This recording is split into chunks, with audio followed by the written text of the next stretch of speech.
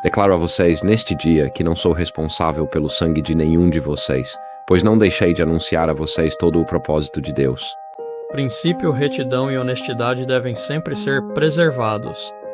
A honestidade não permanecerá onde a política é abrigada. Eles nunca concordarão. Um é de Baal, o outro é de Deus. O abalo no adventismo ocorre por causa do testemunho direto que é dado. Literalmente, almas estão em jogo.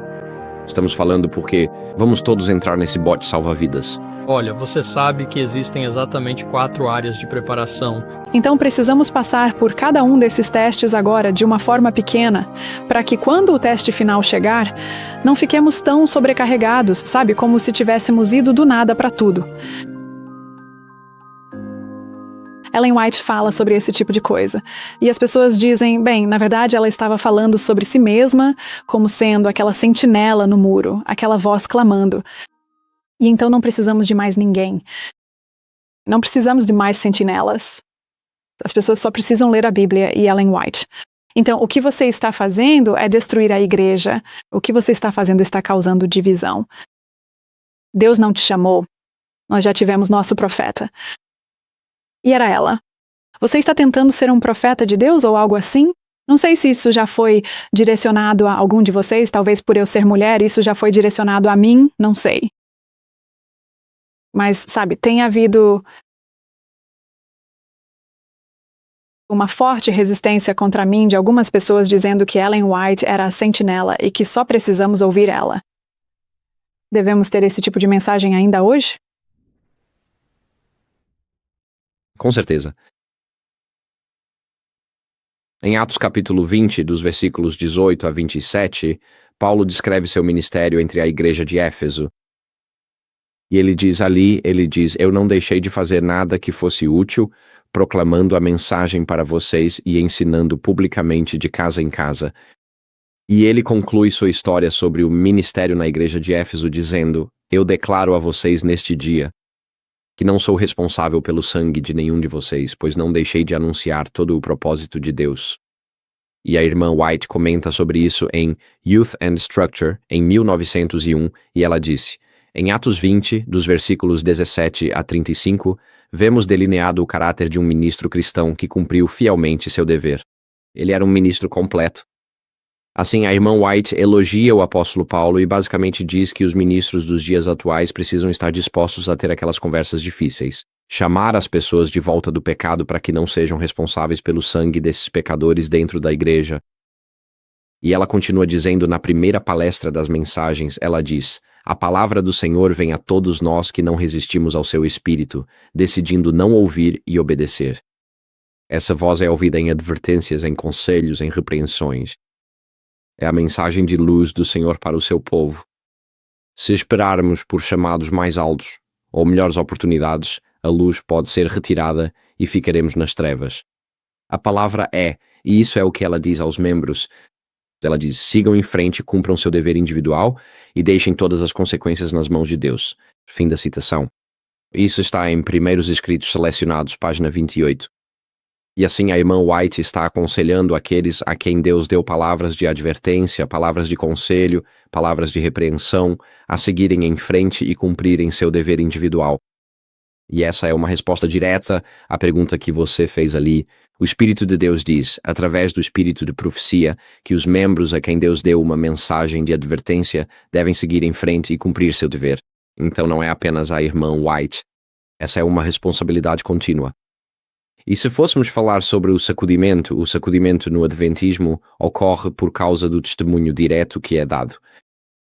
E esse testemunho não é dado pela irmã White. Essa é uma mensagem do tempo do fim que é dada para a igreja em sua condição laodiceana. É a mensagem da testemunha fiel e verdadeira para a igreja de Laodiceia, e essa mensagem não é dada pela irmã White, e ela deixa isso muito claro. Então, apenas nesses 2 exemplos que dei a vocês, se as pessoas vão dizer que a irmã White estava cumprindo a função de atalaia no muro, portanto você não precisa cumprir, então, nos próprios escritos dela, ela aconselha os membros a serem atalaias no muro, a dar repreensões, advertências e conselhos. Conforme são movidos por Deus, eu Eu gostaria apenas de dizer uma coisa, sabe? Na verdade, alguns de nós fomos, você sabe, terminantemente proibidos de subir ao púlpito. E, sabe, você tenta buscar uma orientação espiritual com muita atenção sobre esse assunto na Bíblia Sagrada e Você acaba ficando sem resposta. E eu estava lendo no volume 4 dos Testemunhos outro dia, e o Conrad, você sabe, provavelmente está familiarizado com isso. Talvez vocês dois estejam. Mas ela diz: princípio, certo? A honestidade deve sempre ser preservada. A honestidade não permanecerá onde a política é abrigada, elas nunca vão concordar. Uma é de Baal, a outra é de Deus, então você não tem. Isso não é uma pergunta de múltipla escolha. quer dizer, Se você não consegue apoiar sua decisão de barrar alguém do púlpito com a Bíblia, você está seguindo Baal. E se você não está se manifestando, se isso está acontecendo na sua igreja, pense nas ramificações. Se alguém não está sendo permitido falar na sua igreja, é provável que essa pessoa tenha uma mensagem com a qual Satanás não se sente confortável. Pode ser algo que você sabe, várias pessoas precisam ouvir. Quero dizer, literalmente, almas estão em jogo, e até pior. Sabe, estamos nos escondendo atrás de políticas, sabe, há uma citação no Terceiro Testamento que se encaixa nisso. No Terceiro Testamento, página 265, ela diz: se erros são aparentes entre o seu povo, e se os servos de Deus passam por eles indiferentes, eles praticamente sustentam e justificam o pecador e são igualmente culpados, e certamente receberão o desagrado de Deus, pois serão responsabilizados pelos pecados dos culpados. Em visão, vi em muitas ocasiões que o desagrado de Deus foi provocado pela negligência por parte de seus servos em lidar com os erros e pecados existentes entre eles. Aqueles que desculparam esses erros foram considerados pelo povo como muito amáveis e de disposição encantadora, simplesmente porque evitaram cumprir um dever bíblico claro. A tarefa não era agradável aos seus sentimentos, por isso a evitaram. E assim, lá em Terceiro Testemunho 265, quando Deus lhe dá um fardo e o chama para repreender alguém por causa do pecado, você deve cumprir essa responsabilidade. Ou Deus o considerará tão responsável pelo pecado quanto o próprio pecador. Portanto, não é absolutamente verdade que os santos de Deus devam simplesmente dizer: a irmã White era a atalaia e agora não temos nada a dizer. E então ela continua dizendo na página Terceiro Testemunho 266, ela diz: o verdadeiro povo de Deus, que tem o espírito da obra do Senhor e a salvação das almas no coração, sempre verá o pecado em seu real e pecaminoso caráter. Especialmente na obra final para a igreja, no tempo do selamento para os 144.000 que devem permanecer sem culpa diante do trono de Deus, sentirão eles mais profundamente os erros do povo professamente de Deus? E isso nos remete a Ezequiel 9, versículos 3 a 6, onde a marca é colocada sobre aqueles que suspiram e gemem por todas as abominações que são cometidas entre o povo de Deus. E o ponto é que Deus conhece o coração de cada crente, e Ele sabe quem desculpa o pecado, e Ele sabe quem está profundamente entristecido pelo pecado dentro do corpo de Cristo. E assim como em Ezequiel 9 há um sinal, uma marca, colocada sobre aqueles que suspiram e gemem pelas abominações entre o povo de Deus. Então, no encerramento final, o selamento dos 144.000 com o nome de seu pai em suas testas, uma das razões pelas quais isso recai sobre essas pessoas é porque elas estão lamentando o que está acontecendo entre o povo professamente de Deus. Portanto, você vê um paralelo direto ali entre Ezequiel e a destruição de Jerusalém e a crise final no selamento dos 144.000. Então eu diria para as pessoas que dizem, sabe, você é um criador de problemas porque está se manifestando, etc, etc, eu diria algo como, bem, em primeiro lugar, o espírito de profecia declara explicitamente que precisam ser dadas repreensões e advertências pelo povo de Deus até o fim dos tempos. E Deus nos responsabiliza se não nos manifestarmos, assim como Paulo seria responsabilizado. Ele não é responsável pelo sangue de ninguém em Éfeso porque ele se manifestou em seu tempo. E hoje é a mesma coisa para nós. Com certeza. Então, acho que a próxima coisa que estou me perguntando é, sabe, todos nós participamos da carta que foi enviada para a Associação Geral há cerca de um mês, na verdade. E estamos pedindo uma separação da ONU, como parte dessa purificação do mundo e da mudança e transição da nossa igreja para estar totalmente sob o senhorio de Cristo. E eu conheço muitas pessoas que apoiaram isso e elas disseram, sabe, muito bem, muito bem. Mas então, recentemente, eu estava conversando com uma dessas pessoas. E eu mencionei algo do Antigo Testamento e ela disse, na verdade eu não conheço o Antigo Testamento. E eu realmente fiquei chocado com isso. Do ponto de vista de alguém que deseja permanecer fiel a Deus e está chamando a igreja para ser fiel a Deus, isso realmente precisa se refletir em nossa vida. Não podemos simplesmente começar a dizer, sabe, como um sentinela, você está fazendo a coisa errada, mas eu estou bem aqui. Eu tive uma experiência que compartilhei com vocês dois por e-mail, onde eu não gritei nem nada assim, mas falei de forma impaciente em uma escola sabatina. Eu estava ansioso para expor meu ponto de vista e percebi depois que, sabe, talvez eu tenha interrompido as pessoas e coisas assim, um pouco por conta do meu entusiasmo. E eu realmente me senti convencido, isso não representa Cristo nessa situação. Mas olha, foi difícil porque percebi que precisava pedir desculpas a todos que estavam naquele grupo. E fazer isso é realmente complicado.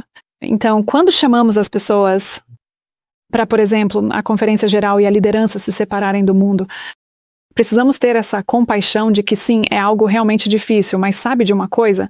Cristo pode te ajudar a passar por isso. E essa é a mensagem. Sempre precisa ser equilibrado com, sabe, seja verdadeiro com Deus, faça dele o seu Senhor. Mas sabe, acredite que ele vai te aceitar assim que você voltar para Deus.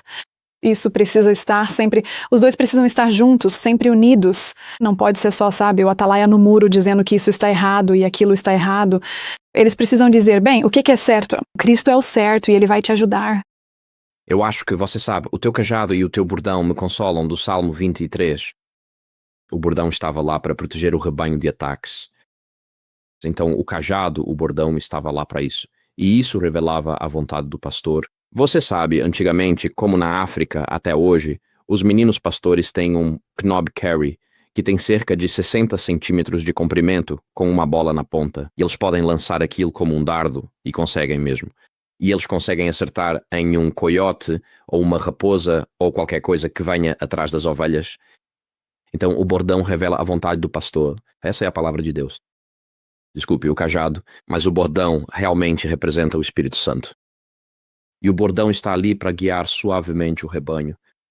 Então, você sabe, se você tem um grande rebanho de ovelhas e todas estão dando à luz, todas estão parindo, muitas vezes os cordeiros se perdem das mães.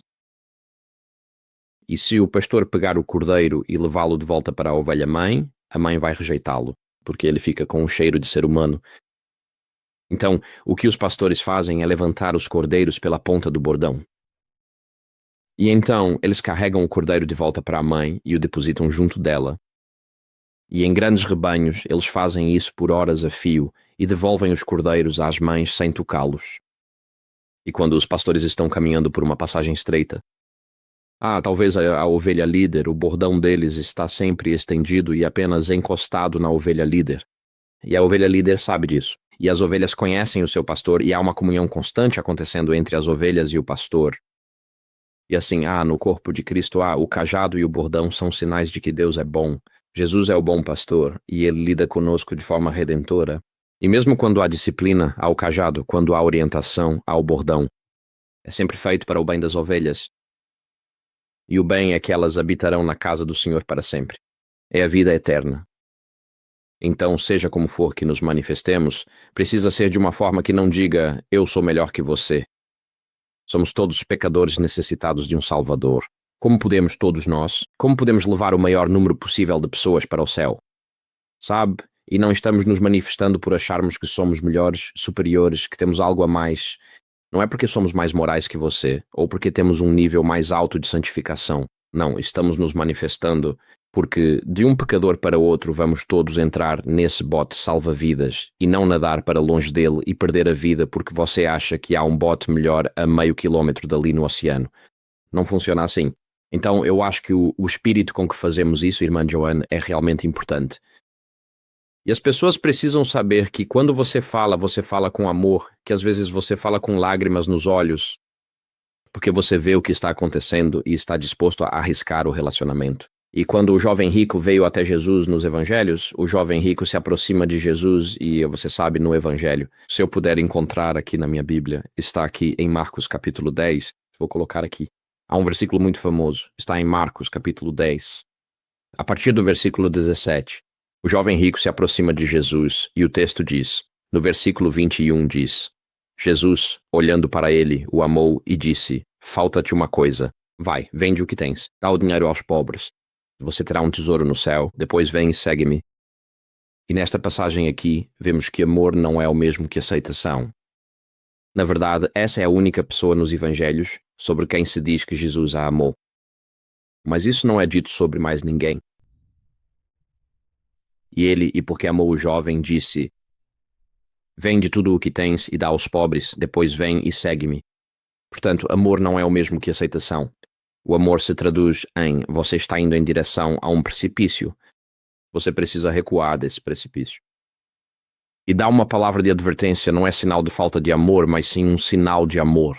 E fechar os olhos, atravessar para o outro lado da rua e fingir que esses problemas não existem é sinal de que eu não amo o meu próximo o suficiente para arriscar.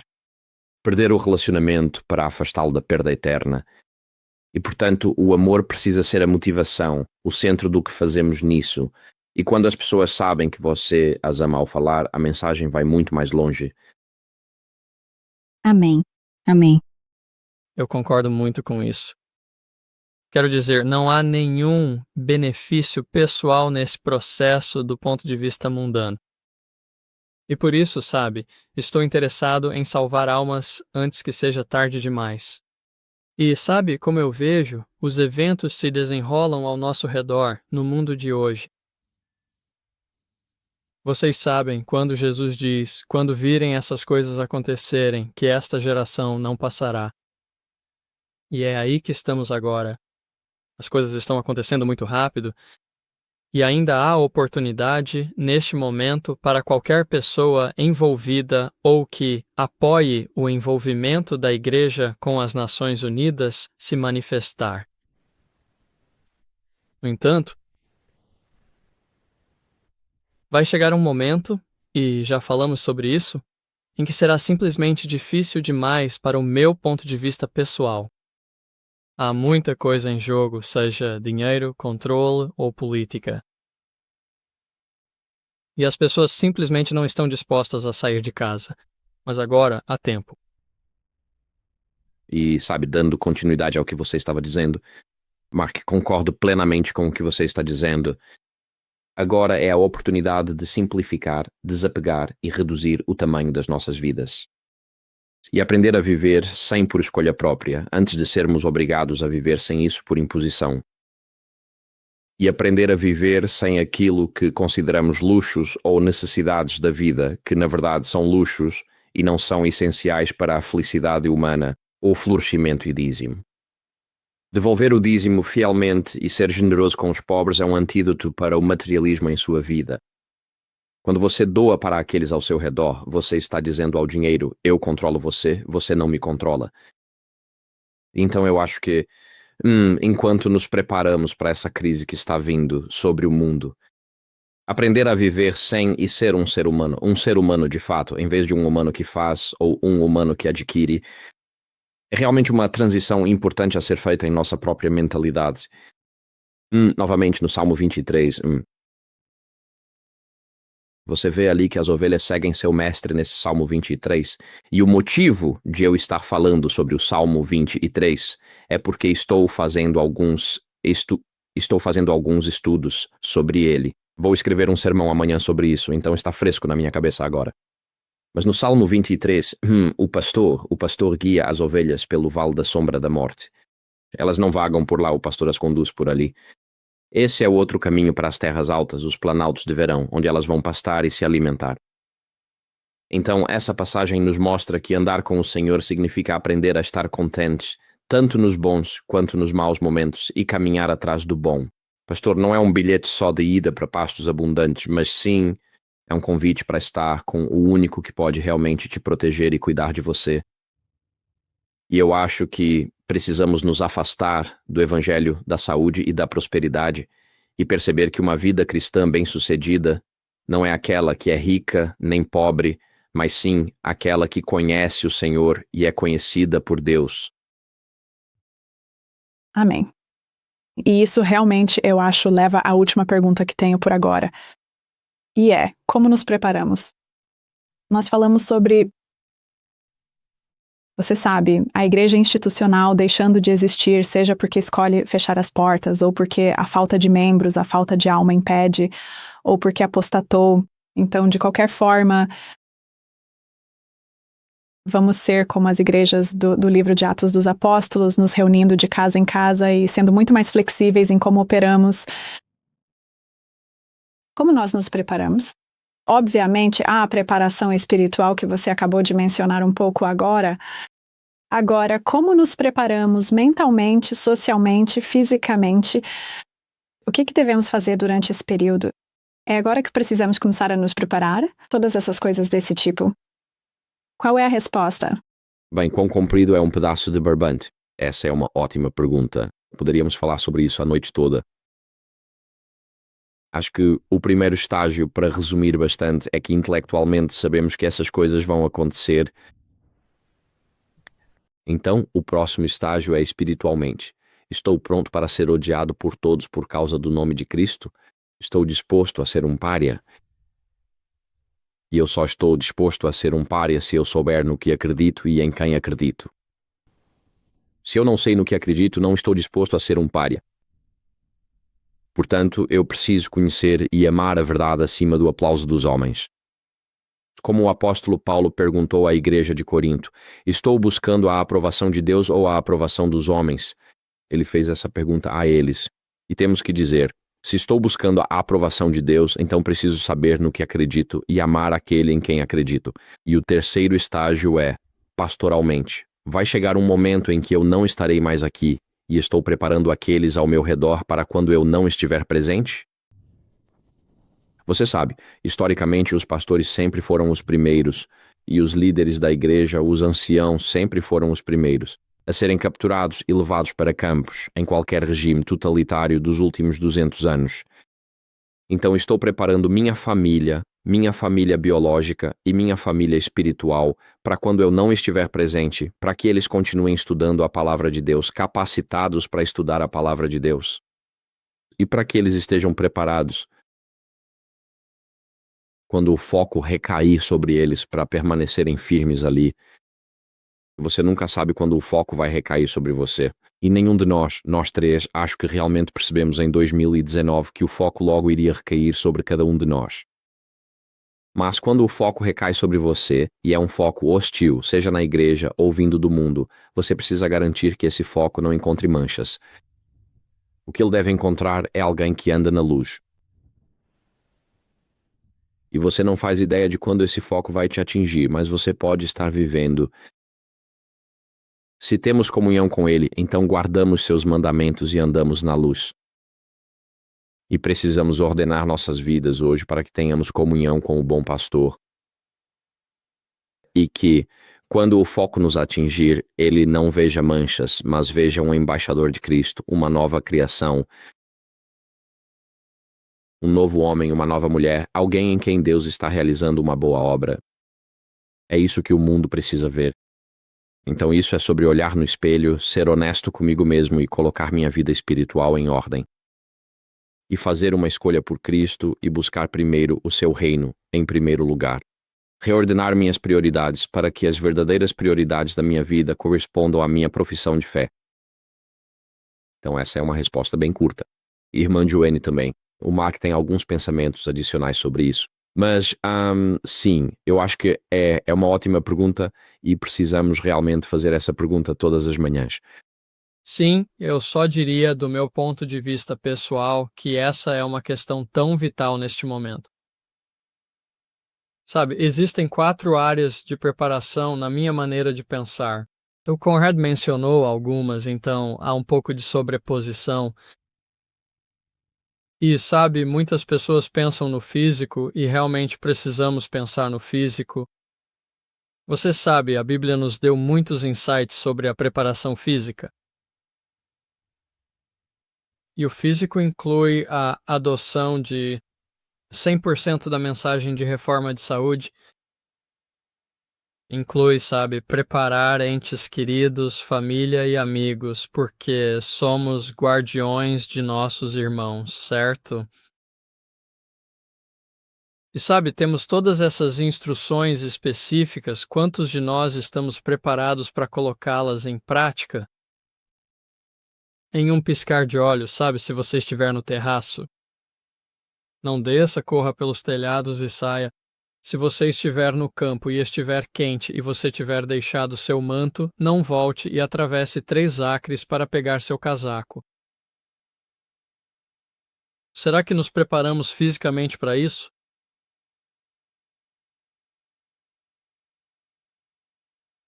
Em muitos sentidos, essa é a parte mais fácil. Porque para mim, o próximo passo é o mental, sabe? Sua preparação mental para deixar coisas para trás, inclusive pessoas. Essa é difícil. Precisamos orar diariamente sobre isso. E há uma grande sobreposição entre o mental e o emocional. Sabe, é fácil falar sobre isso de forma abstrata. Mas, sabe, e se eu me separasse da minha esposa? E se tudo estivesse acontecendo e eu recebesse uma ligação de um dos nossos filhos? E sabe, vamos supor que o inimigo esteja agindo através dessa pessoa para me desviar do caminho. Quero dizer, o apóstolo Paulo caiu, sabe, o único ponto em que ele caiu foi justamente esse. Ele concordou com o concílio em Jerusalém, e isso resultou em sua prisão e, finalmente, em sua execução. E Ellen White diz que, por causa disso, a bênção foi retirada daquela região do mundo que, de outra forma, poderia ter recebido. E o último é o espiritual, que certamente é o mais importante. Sabe como estou usando os talentos, os recursos que Deus me deu? E sejamos francos, o principal recurso e talento que Deus nos deu é o tempo, simplesmente o tempo. E, sabe, quaisquer recursos físicos que Ele tenha fornecido, essas são 4 áreas que precisam de atenção constante, pelo menos diariamente. E sabe, isso inclui todas as pessoas que Deus coloca em nosso caminho. Isso envolve nossas igrejas. Se somos membros de uma igreja, isso certamente envolve nossos entes queridos, talvez colegas de trabalho. Essa é, em resumo, a minha breve sinopse. Poderíamos ir muito mais longe em qualquer uma dessas categorias, muito mais fundo em qualquer uma dessas categorias. Eu penso nas experiências pelas quais tenho passado no último ano, porque, na verdade, foi só no último ano que assumi esse ministério. E cada uma dessas coisas que você compartilhou são realmente questões com as quais tive que lidar sob diferentes perspectivas.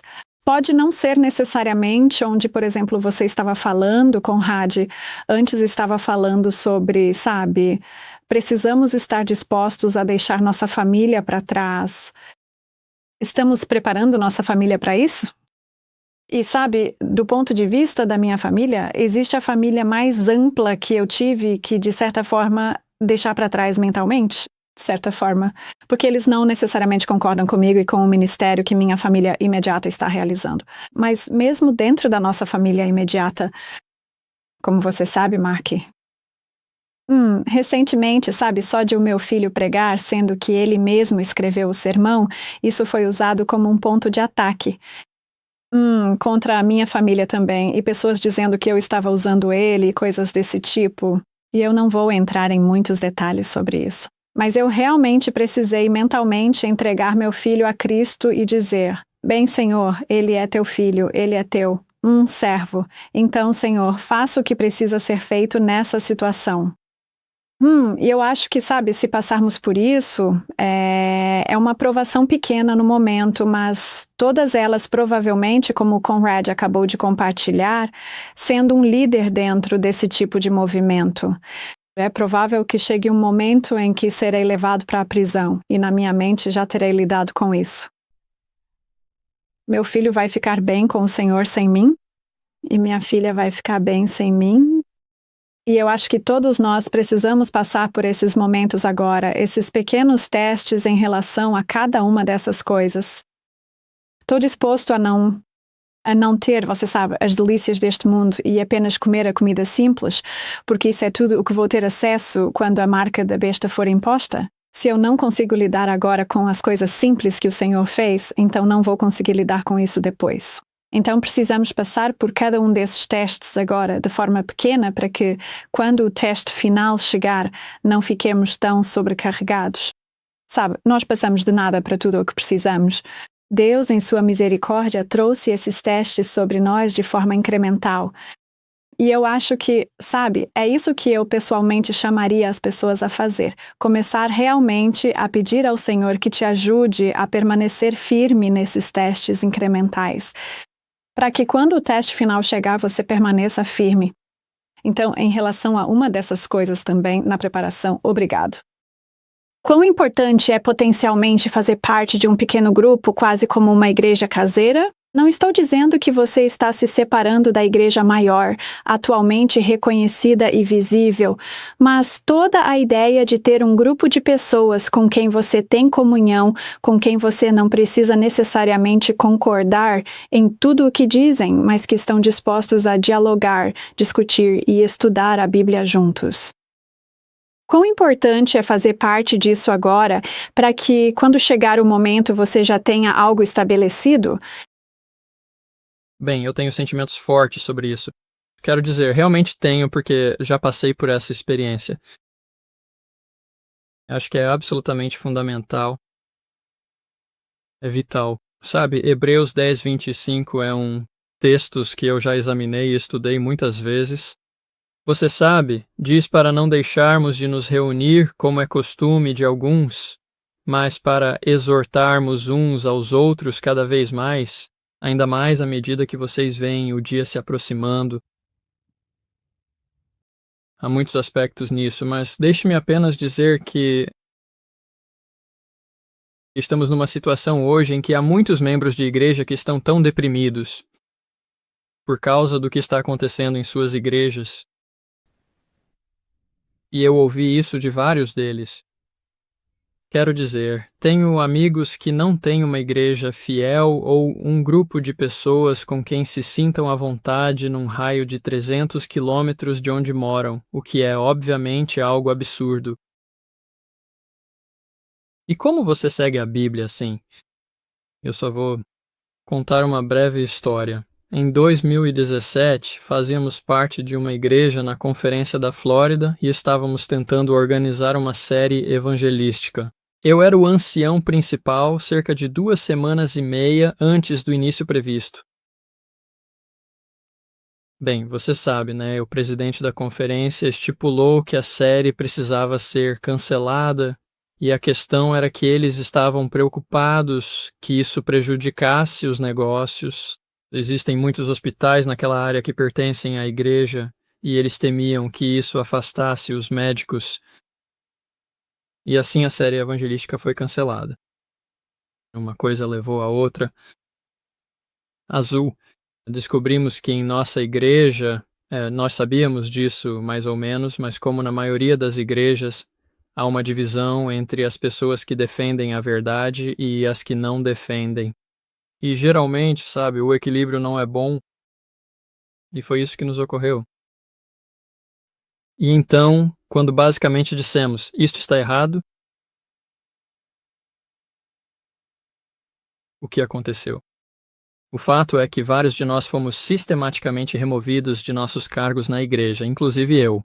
Você sabe, o pastor, sob orientação da conferência, presidiu a diretoria, presidiu a comissão de nomeações e, bem, nos removeu a todos. E assim não tínhamos onde exercer os dons espirituais que o Senhor nos deu. Muitas pessoas estão nessa situação hoje, muito mais agora. E então, o que fizemos? Formamos uma igreja caseira. Ela se reúne até hoje e nós tínhamos um plano. Formulamos esse plano conforme víamos as coisas acontecendo e formamos uma igreja doméstica. Pessoalmente, acredito que, com base nessa experiência e no que a Bíblia nos ensina sobre nos reunirmos, muito disso é importante. Quanto mais, quando você vê que está chegando a hora, e nós certamente vemos, é que precisamos ter um plano. Essa é a minha opinião, essa é a minha experiência. Concordo plenamente com o que você disse, Mark. Penso que, como adventistas, precisamos reconhecer que nossas raízes estão principalmente no movimento metodista. A razão pela qual temos lava-pés trimestrais em vez de toda semana e ceia do Senhor trimestral é por causa da abordagem metodista na Inglaterra. E toda terça ou quarta-feira, os metodistas faziam o que chamavam de reunião social. E a reunião social era um pequeno grupo de até 6 a 12 pessoas. Havia uma prestação de contas espiritual muito robusta, havia confissão de pecados, havia instrução no caminho do Senhor, havia encorajamento para seguir o caminho certo, havia oração uns pelos outros. E o grande diferencial do metodismo era o pequeno grupo, né? O grupo social, como eles chamavam, a reunião social uma vez por semana. E nós adotamos a reunião social no adventismo. Mas quando eu estava crescendo na Inglaterra nos anos 1970, uma reunião social da igreja era hora de brincadeiras. Não havia nada de espiritual nisso. Era uma vez por trimestre que fazíamos uma social e nos reuníamos para jogar. E todos nós adorávamos. Mas nos distanciamos muito das nossas raízes no movimento metodista, que é, apesar da teologia, o movimento metodista, o grande diferencial foi o processo sistemático e intencional de pequenos grupos que eles cultivaram. E os maiores momentos espirituais da minha vida aconteceram em pequenos grupos. Porque em uma igreja grande, você sabe, algumas pessoas podem te conhecer, mas a maioria não conhece. Mas em um pequeno grupo, por volta da terceira ou quarta semana, você ultrapassa as conversas superficiais e chega a questões do coração. Eu e você achamos que a pandemia de Covid nos mostrou que é preciso. Você sabe, nós fazemos parte de uma igreja mundial. Mas quando chega a hora da verdade, não vai chegar nenhuma cavalaria do outro lado do mundo. Ajudar você na crise final é você e um punhado de irmãos e irmãs em quem você confia plenamente com sua vida e tudo o que você é. Na sua vizinhança imediata. É com essas pessoas que você vai se conectar. Nos parques, às margens dos rios, nos shoppings, em caminhadas para conforto espiritual, para oração, apoio mútuo. E o lugar onde você vai desenvolver esses relacionamentos é principalmente em um ambiente de pequeno grupo. Então, eu acho que todo adventista, cada um de nós, deveria fazer parte de um pequeno grupo. E isso deve ser com pessoas da nossa vizinhança geográfica imediata, não apenas online, porque é fácil cair em bolhas de eco online, mas precisa ser com pessoas reais, vivas, na sua vizinhança geográfica imediata. E então, quando a crise final chegar, você terá pelo menos 3, 4, 5 ou 6 pessoas em quem confia plenamente, que sabem tudo sobre você espiritualmente e você sabe tudo sobre elas. E vocês vão se apoiar, se encorajar e orar uns pelos outros quando a marca da besta for imposta.